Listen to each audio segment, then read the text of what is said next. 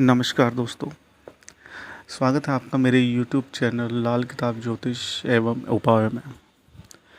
दोस्तों, ये चैनल मैंने सिर्फ इसीलिए शुरू किया है ताकि लाल किताब की अच्छी जानकारी आप तक पहुंच सके और आप लाल किताब के उपायों का पूरा लाभ ले सकें। तो आज के इस एपिसोड में हम बात करेंगे सूर्य खाना नंबर 1। खाना नंबर 1 को लगन भी कहते हैं कुंडली में। तो जैसे आपके सामने कुंडली अभी आ रही होगी, तो उसमें जहाँ पे सूर्य है वो खाना नंबर 1 है, और वहीं से एंटी क्लॉकवाइज चलते हुए खाना नंबर 2, 3, 4, 5, 6 और ऐसे ही हम 12 खानों तक जाएंगे। तो लाल किताब में इसी तरह हम खानों को देखते हैं। तो अभी खाना नंबर 1 में सूर्य की बात हम करेंगे। तो यदि खाना नंबर 1 में सूर्य शुभ है तो जातक बड़ा तेजस्वी होगा, जिसके भी खाना नंबर 1 में सूर्य है। धार्मिक होगा, इसके द्वारा बड़ी बड़ी इमारतों बिल्डिंग्स का निर्माण इसके द्वारा हो सकता है, या इसकी भागीदारी उसमें हो सकती है निर्माण में। सरकारी कामों में भी इसका बहुत बड़ा हाथ या कह सकते हैं कि योगदान होगा, या सरकारी काम इसके ज़रिए होंगे। तो कह सकते हैं कि जैसे भवनों का निर्माण, सरकारी काम, तो कह सकते हैं कि हो सकता है कि ये सरकारी अफसर हो किसी एक बड़े लेवल पे, या सरकारी कर्मचारी हो, या कह सकते हैं कि इंजीनियर हो, सरकारी इंजीनियर या आर्किटेक्ट। तो इस तरह से सरकार की तरफ से जो भवनों का निर्माण होगा या कुछ ऐसे करके मतलब सरकार की तरफ से इसको बड़े अच्छे रिस्पांस मिलेंगे, और इसके द्वारा सरकार के बहुत सारे काम भी होंगे इसके द्वारा। तो अगर तो यहाँ पे जातक ईमानदारी के साथ अपना काम करता है, धन अर्जित करता है, तो जातक को कभी भी धन की कमी नहीं आएगी। कभी भी इसको धन ये नहीं होगा कि मेरे पास धन कम है या मेरा धन की वजह से ये काम रुक गया है। धन आता रहेगा। और दूसरी बात ये है कि किसी पे भी आंखें बंद करके विश्वास ना करें।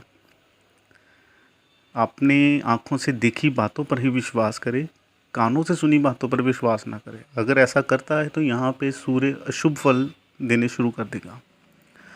तो अगर यहाँ पे सूर्य अशुभ हो जाता है तो अशुभ फलों में सबसे पहले है कि जो जातक के पिता है उसके साथ उनकी नहीं बनती, मतभेद रहते हैं या झगड़ा रहता है पिता के साथ।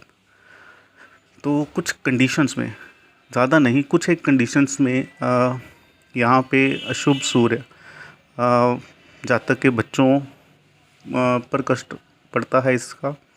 और कुछ कंडीशंस में जातक की वाइफ की सेहत का भी नुकसान होता है या वो बीमार रहते हैं। तो कह सकते हैं कि अगर यहाँ पे अशुभ होता है सूर्य, तो मिला जुला सा आपको देखने को मिलेगा। बट पंडित जी ने बड़े अच्छे तरीके से यहाँ पे बताया है कि इसके बुरे फलों को कम करने के लिए या बुरे फलों को ख़त्म करने के लिए कुछ सावधानियाँ और कुछ उपाय बताए गए हैं लाल किताब में। तो वही हम आगे चर्चा करेंगे। तो आइए चलते हैं उपायों की तरफ कि कैसे उपाय करके हम सूर्य खाना नंबर 1 के शुभ फलों को बढ़ा सकते हैं और अशुभ फलों को कम कर सकते हैं और ख़त्म कर सकते हैं। तो इससे पहले जो सबसे पहले उपाय निकल के आता है कि सूर्य जब खाना नंबर 1 में है तो कुंडली में 7वां खाना या 7वां घर खाली हो, उसमें कोई भी ग्रह ना हो, तो इस कंडीशन में जातक को 24 साल से पहले शादी कर लेनी चाहिए। अगर तो जातक 24 साल से पहले शादी कर लेता है तो उसका जो भविष्य है बड़ा उज्जवल होगा, बहुत उसको आगे अच्छी उसका फ्यूचर दिखेगा, या कह सकते हैं कि उसका फ्यूचर बड़ा ब्राइट होगा। लेकिन अगर वो 24 साल से पहले शादी नहीं करता तो फिर आगे उसको कुछ ना कुछ दिक्कतों का, परेशानियों का सामना करना पड़ सकता है। और दूसरा उपाय पंडित जी ने यहाँ पे बताया है कि दिन के समय कभी भी पति पत्नी संबंध ना बनाएं, क्योंकि अगर दिन के समय संबंध बनाते हैं तो इससे आपकी सेहत या पत्नी की सेहत को नुकसान होगा। इसलिए कोशिश करें कि अवॉइड ही करें इसको, ये सावधानियां हैं लाल किताब में बताई गई। और तीसरा है कि अपने जो जद्दी मकान है, पुश्तों का घर जिसको हम बोलते हैं पैतृक घर या जद्दी मकान घर, उसमें अगर हैंड पंप लगवाता है, आजकल हैंड पंप तो कोई लगवाता नहीं, तो हम कह सकते हैं कि जैसे बोरवेल है वो, या टुल्लू पंप अगर हम लगवाते हैं अपने पैतृक घर में या जद्दी मकान में, तो उससे जातक का सूर्य अच्छे फल देगा और बड़ी जल्दी जातक का भाग्योदय हो जाएगा। और शादी के बाद पति और पत्नी दोनों में से कोई एक गुड़ या गुड़ से बनी हुई चीज़ों को खाना बिल्कुल बंद कर दें।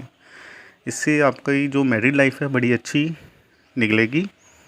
तो ये कुछ उपाय पंडित जी ने बताए हैं लाल किताब में कि जो इनके सूर्य के अशुभ फलों को कम कर देगा और सूर्य के शुभ फलों को बढ़ा देगा। तो आज के लिए बस इतना ही।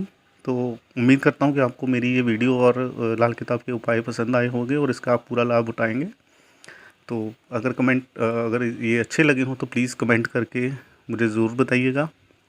और अगर किसी को कुछ पूछना है उपायों के बारे में या कुछ और पूछना है, जानकारी चाहिए, तो आप बेझिझक नीचे इनबॉक्स में कमेंट कर सकते हैं। मैं कोशिश करूँगा कि टाइम निकाल के उनका ज़रूर रिप्लाई करूँ आपको। धन्यवाद दोस्तों।